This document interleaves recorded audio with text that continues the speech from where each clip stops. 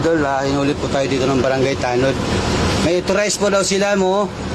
Nahuli daw na sila ng may ticket daw sila.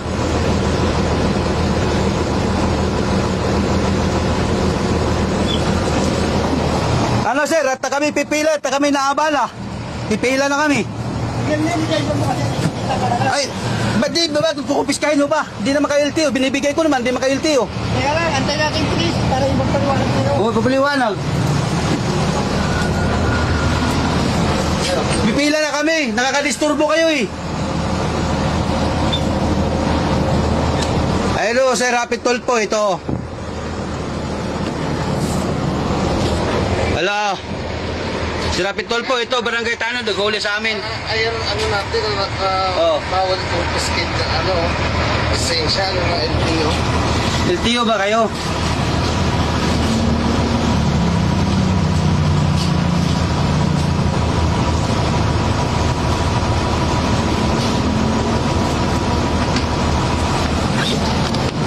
Sir, pipila na kami. Titawagan na kami ng ano, kasi maabala yung aming biyahe. Bakit wala kabala sa amin? Bakit wala karapatan?